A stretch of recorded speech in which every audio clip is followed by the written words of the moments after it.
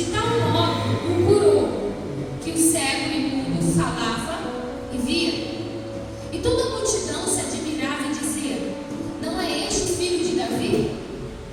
Mas os fariseus, ouvindo isso, diziam: este não expulsa demônios, senão por Beelzebul, príncipe dos demônios.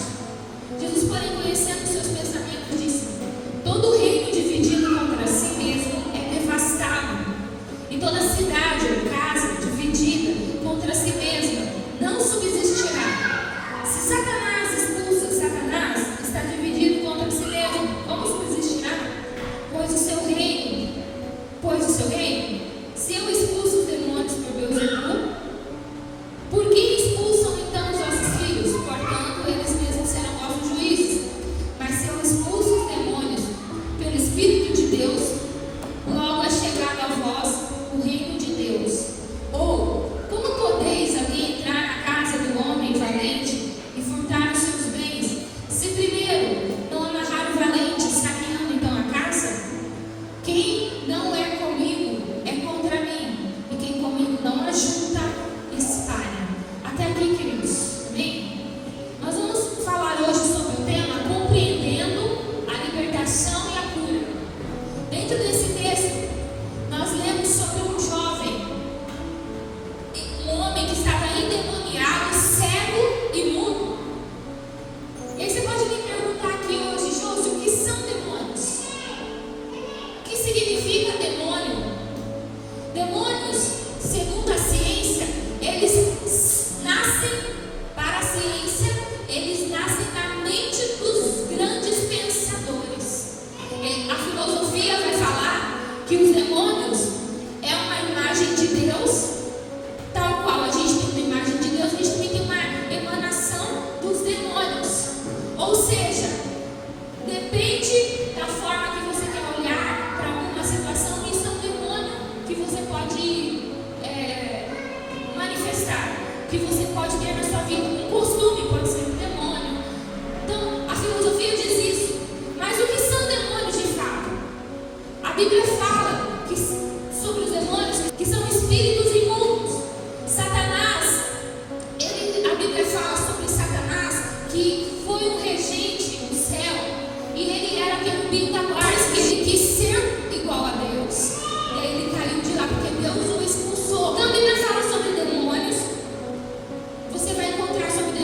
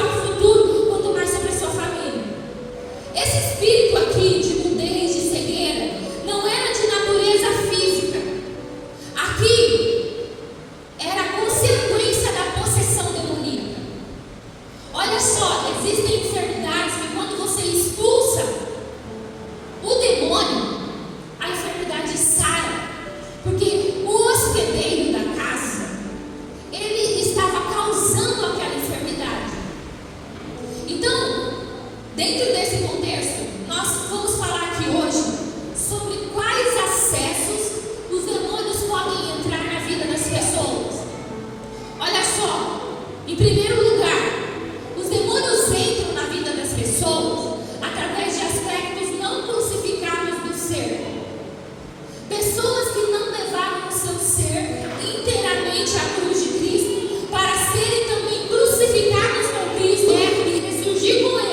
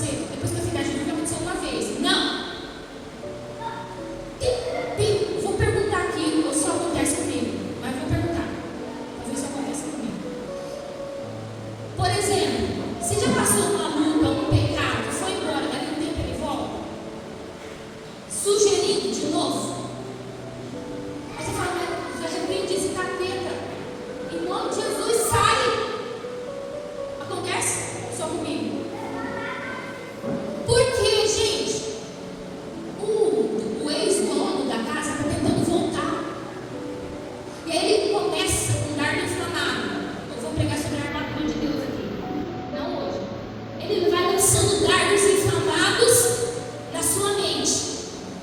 Mas como que Satanás sabe que eu fui sentada? Ele não conhece meus pensamentos, mas ele conhece você. Daqui a pouco você estava assim, ele disse assim. Ele lê você. O demônio não é burro. O demônio conhece desde o primeiro homem que nasceu na tua família. E tem demônios que agem nas gerações. Onde está escrito isso? Gênesis capítulo 20. Eu visito a maldade nos filhos até a terceira e quarta geração daqueles que me aborrecem. Quem aborrece a Deus fica atormentado por demônios.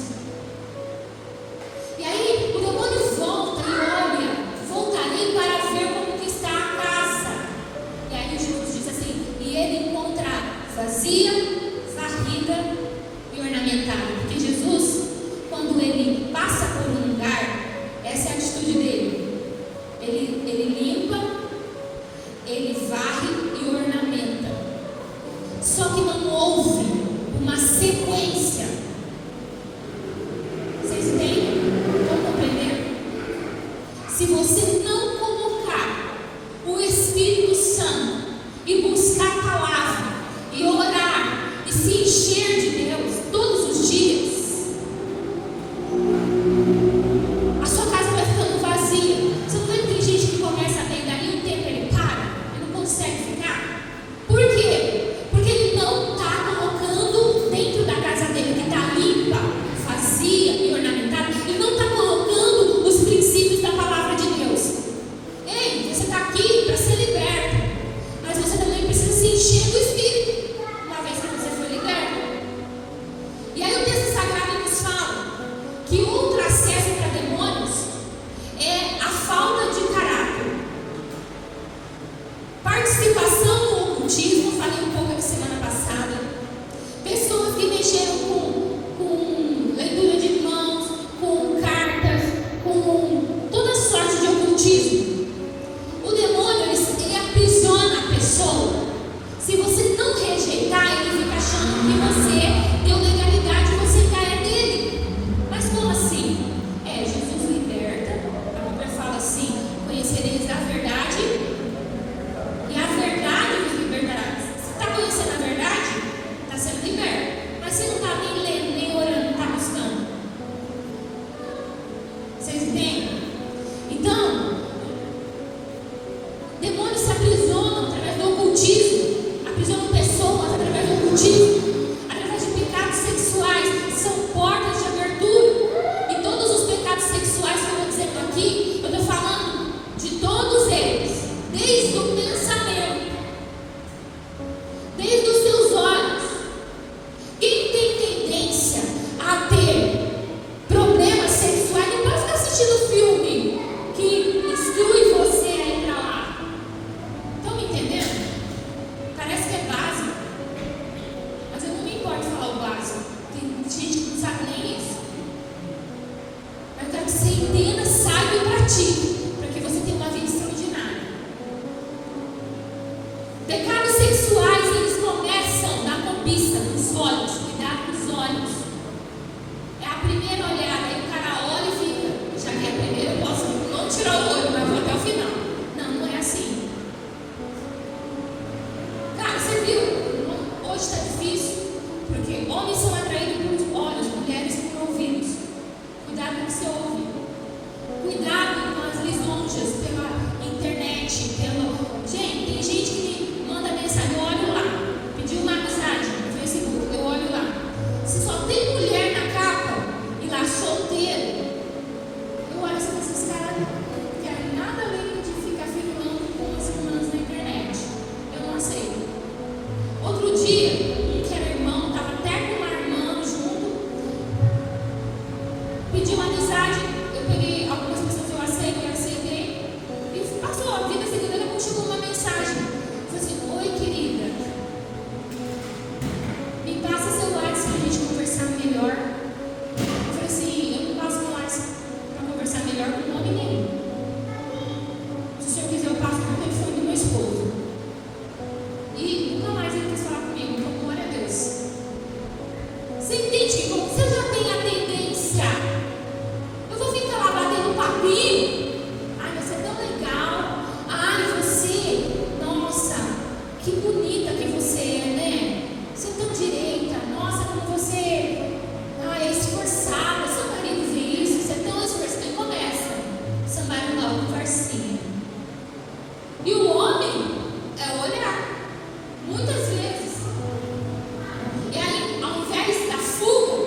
Se você não fugir, você vai abrindo portas e o demônio está te olhando.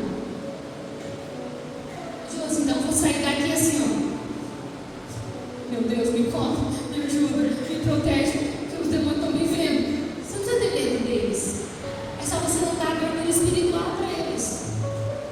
Existem coisas que as pessoas carregam a vida toda que precisam ser consertadas. Então, queridos, outra porta que os demônios têm acesso, e você vê que ele tem acesso não apenas na vida da pessoa, ele tem acesso dentro da casa, através de patuás, de santinho, de rezas, de imagens. Ele fica dentro da casa através de coisas que você ganhou de outras religiões. Você precisa abrir mão dessas portas que ficam abertas dentro da tua casa. Demônio oportunista. Pecados de rebeldia. Pecados de rebeldia é aquelas pessoas que se revoltam sempre contra as leis, contra aquilo que está sendo pedido. O pecado de rebeldia, ele quebra regras, constantemente quebrando regras. E a Bíblia fala sobre isso, que aqueles que cometem pecado de rebeldia é como se fosse um pecado de feitiçaria para Deus. Quem se rebela contra a palavra, contra aquilo que Deus está instruindo, é como se fosse um próprio feiticeiro. Eu vou falar aqui sobre quais níveis de prisões espirituais. Esse é o outro ponto. Primeiro, é o nível de ataque. Segundo, nível de influência. E terceiro, nível de opressão.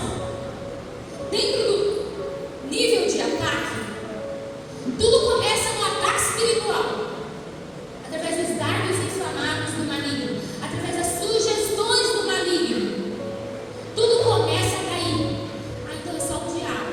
Não, existe Satanás também, porque existem as obras da carne. E tem coisa que não é nem demônio, tem coisa que é Satanás. São pessoas que estão provocando. Por quê? Tiago vai falar assim, que nós somos engodados pelos nossos próprios desejos, nós somos enganados pelos desejos dos nossos olhos, pela concupiscência dos olhos, pela soberba da vida. Nós somos engodados, enganados. E a Bíblia fala em Gálatas, capítulo 5, versículo 19 em diante, sobre as obras da carne: impureza, lascívia, prostituição, adultério, porfia, inimizade, contenda. E a Bíblia está ele fala assim, e outras coisas que ele não cita, semelhantes a essa, das quais vos declaro que aqueles que tais coisas praticam, glutonaria, por aí vai, não herdarão o reino dos céus. Olha só, nós também, além de lutar contra os demônios, a gente tem que lutar contra a obra da carne, abrindo mão da sua carne. Cuidado quando a sua carne disser, ai, você merece isso, fique quieto, descanse, fique em paz. Não, Deus entende. Cuidado se Deus te entende. Deus sabe que você é fraco. Para com isso em nome de Jesus. Quais os níveis de prisões espirituais? Primeiro é ataque, começa com a infestação. Eu preguei aqui outro dia, numa tarde. Começa com zumbido de vespas. Já é assim, você sente como se tivesse uma caixa de abelhas na sua cabeça. Você sentisse que tivesse um monte de gente falando. Não sei se você já tiveram essa experiência. A cabeça fica cheia de um monte de coisa, de um monte de pensamento, de um monte de informação na sua mente. Nessa parte aqui, parece um zumbido de vespas em volta de algo. Ele fica ali e ele causa alguns acessos de ira.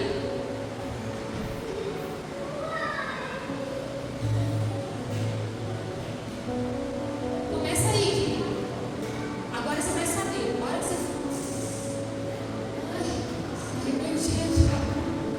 Em nome de Jesus. Começa com os acessos de ira, pequenas iras. Esses pequenos acessos infestação, eles estão em volta da tua mente, causando turbulência dentro de você. E aqui ele dá pânico. Algumas pessoas têm pânico, outras pessoas têm essa infestação, vem através de luxúria. A forma de olhar. Gênesis capítulo 3, versículo 1 fala sobre onde começou esse zumbido. Começou com Eva, o zumbido no ouvido. O que mais?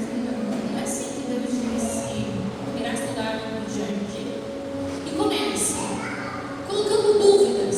Aí vem o zumbido e vai entrando. Esse é o primeiro nível. O segundo nível é o nível da influência. Aí ele passa a ter habitação.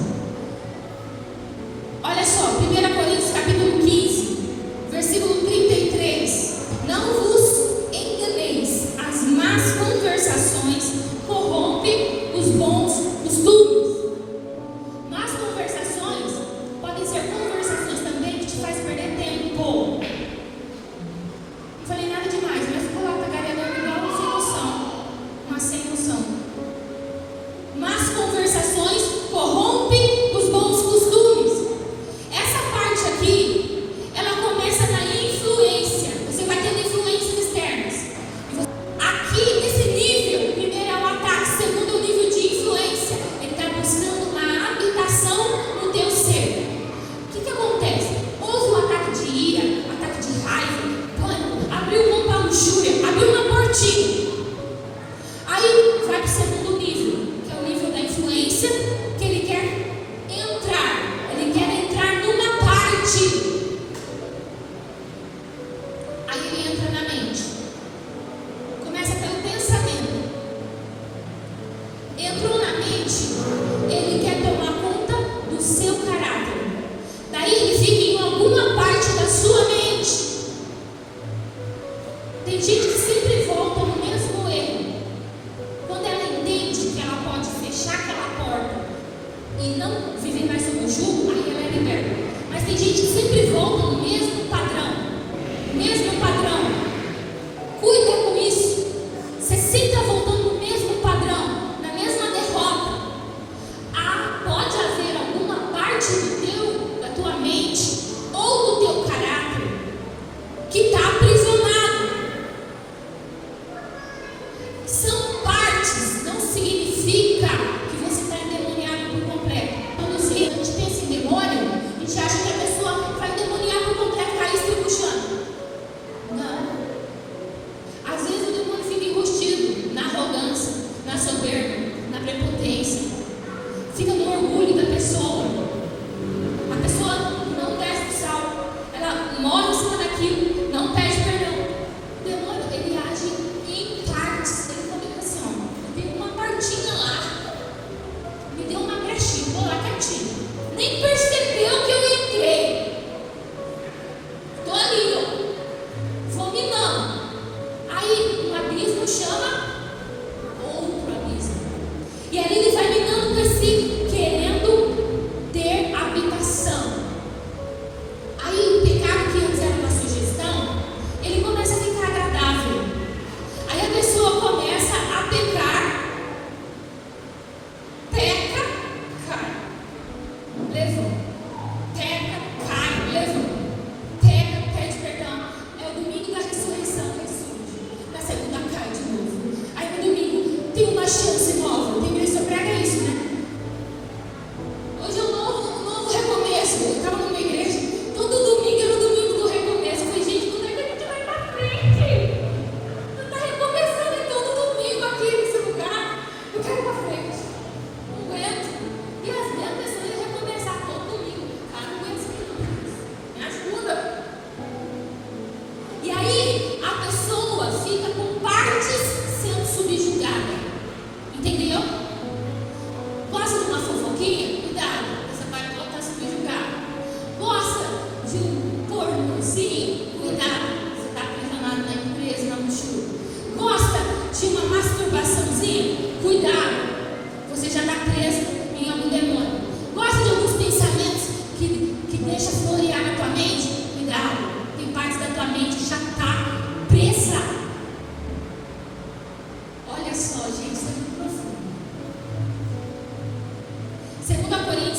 10, versículo 4 e 5, diz assim: porque as armas da nossa milícia não são carnais, mas sim poderosas em Deus para a destruição de fortalezas, destruindo argumentos e toda altivez que se levanta contra o conhecimento de Deus, levando cativo todo entendimento à obediência de Cristo. Eu tenho um sermão sobre esse texto, ele é maravilhoso, mas eu vou explicar por cima, só para você entender. Aqui está falando sobre a habitação em alguns lugares. As armas da nossa guerra, está falando, não são carnais. Eu vou aguentar. Não, eu estou forte. As armas não são carnais. As armas espirituais que você tem, elas são poderosas em Deus para a destruição de fortaleza. A fortaleza começa na mente, em aspectos do seu ser que Satanás quer tomar. Ou seja, para você vencer Satanás, seus demônios, suas sugestões, você precisa das armas espirituais. Só elas são poderosas em Deus. E aqui fala que você e eu precisamos destruir argumentos. Olha na tua mente o dia inteiro. As armas são poderosas em Deus para destruir fortalezas. O que é fortaleza? É algo fraco? Eu imagino aqueles muros medieval. Eu entendo fortaleza como isso, como se fosse uma muralha em volta da sua vida, da sua mente, do teu ser. E ele fala aqui, destruindo argumentos. Argumentos aqui são sofismas, são conceitos que a gente tem. O amor é cego. Não, o amor é cego, né? Não fala. Deus é amor, Deus é cego. Você entende que tem alguns sofismas, alguns conceitos que as pessoas falam que a gente entra de gaiato e repete, igual papagaio? Tem coisas que a gente tem dentro da gente, que vem do mãe, do pai, do vô, e a gente tem que jogar isso fora. Destruir argumentos e toda altivez que se levanta contra o conhecimento de Deus. O que Deus falou para você? Qual o conhecimento que Deus disse sobre você? Você precisa preservar e destruir tudo que vem contra a palavra de Deus. Tem gente que fica triste com qualquer coisa. Qualquer momento que Satanás dá para ela durante o dia, ela já cai das pernas, já morre, já não quer mais servir. Qual argumento você está ouvindo? Qualquer argumento te abate. Então a fortaleza que Satanás tem é muito forte, precisa ser destruída em nome de Jesus, levando cativo todo entendimento. Olha só o que Deus está falando. Você precisa pegar o teu entendimento. O que é cativo? Preso. Você precisa pegar o teu pensamento todos os dias. Estou falando que é do pensamento que começa a habitação dos demônios. Começa dele. Ele está falando aqui, levando cativo, preso, todo pensamento. Quem é que está levando? É Deus? É você que precisa levar o teu pensamento cativo. Deus, eu estou pegando esse pensamento em nome de Jesus, que eu estou pensando aqui agora. Eu estou passando ele pela obediência de Cristo. Provém do Senhor. Estou pensando isso de alguém. Isso provém do Senhor. Entendeu?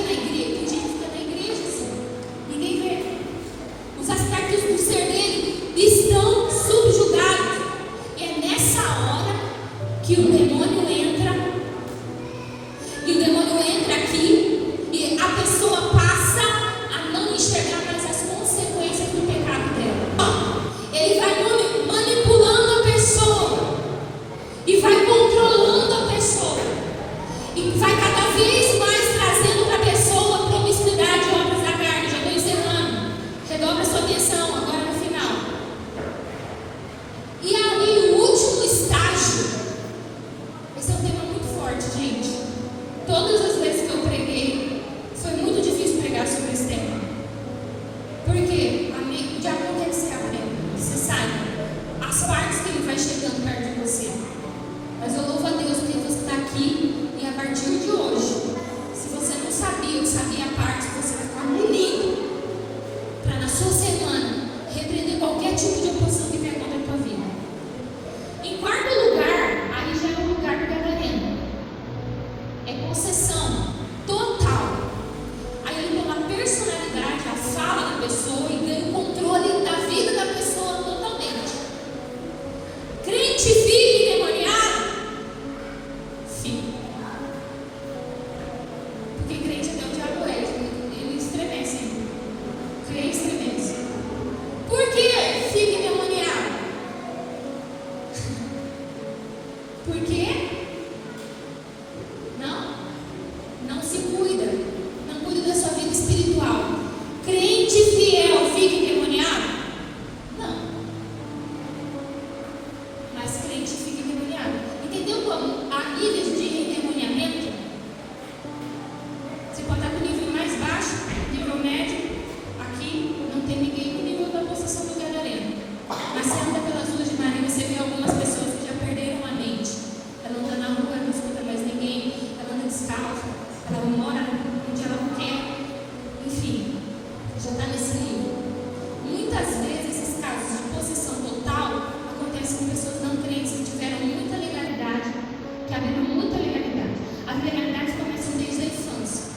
E aí ela vai aumentando o nível de promiscuidade até a fase adulta, até aprisionar por completo. Agora nós vamos para a clareza. Como se liberta, Josi? Aí você anota aí, em primeiro lugar, se arrepender.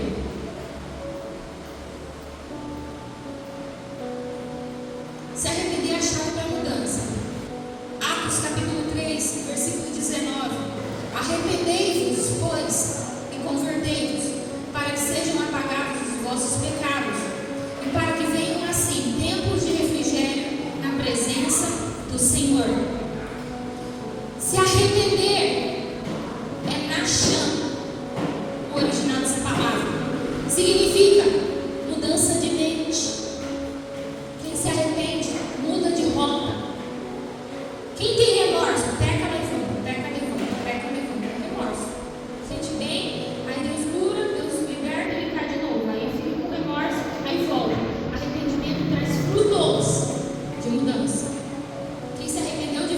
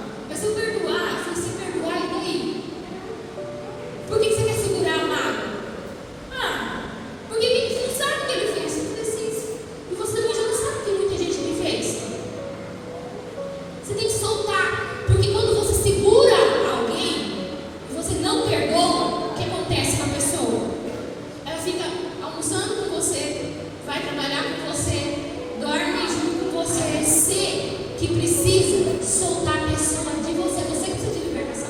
Quando você perdoa, a libertação vem para você. Deus liberta você dessa pessoa. Entendeu? Essa falta de perdão, muitas pessoas segurando a falta de perdão, acham que está punindo a outra pessoa. Não. Na verdade, você está se punindo. Então, perdoa. Ai, mas aí eu vou ter que trazer a pessoa para dentro da minha casa. Está confundindo. Confundindo perdão com confiança. A pessoa tinha sua confiança, certo? E tinha sua amizade. Quebrou a confiança.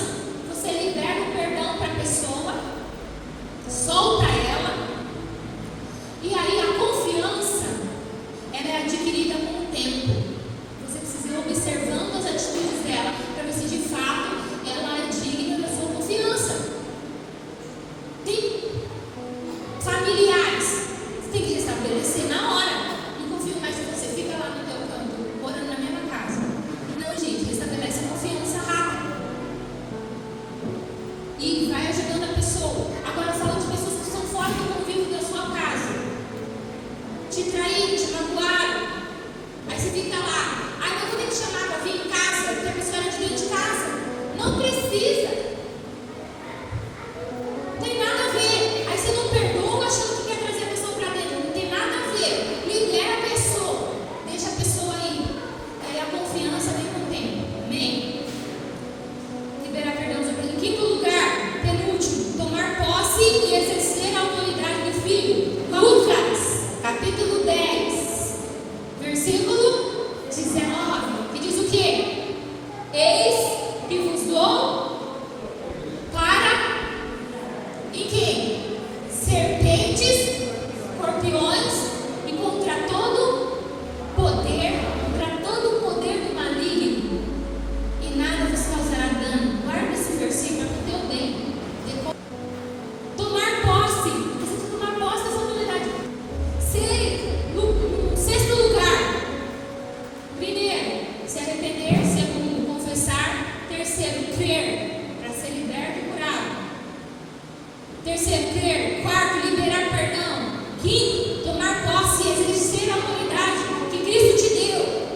Sexto lugar, declarar a palavra. Ora, leia, jejue e declare a palavra sobre a sua vida. No texto que nós lemos que aquele rapaz, quando teve um encontro com Jesus, a Bíblia diz que no mesmo instante, capítulo 12 de Mateus, versículo 22 diz assim: